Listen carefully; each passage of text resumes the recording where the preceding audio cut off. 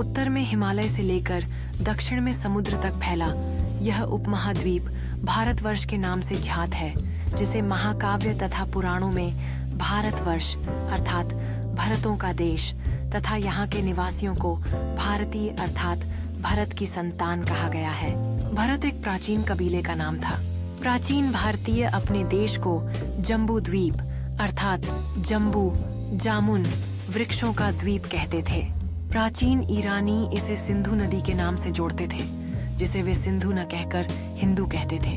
यही नाम फिर पूरे पश्चिम में फैल गया और पूरे देश को इसी एक नदी के नाम से जाना जाने लगा। यूनानी इसे इंदे और अरब इसे हिंद कहते थे। मध्यकाल में इस देश को हिंदुस्तान कहा जाने लगा। यह शब्द भी फारसी शब्द हिंदू से बना है। यूनानी भाषा के इंदे के आधार पर अंग्रेज इसे इंडिया कहने लगे। विंध्य की पर्वत श्रृंखला देश को उत्तर और दक्षिण दो भागों में बांटती है।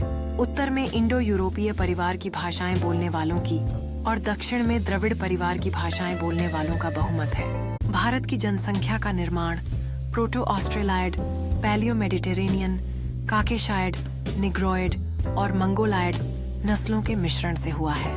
भारतीय इतिहास को अध्ययन की सुविधा के लिए प्राचीन भारत, मध्यकालीन भारत एवं आधुनिक भारत के 3 भागों में बांटा गया है।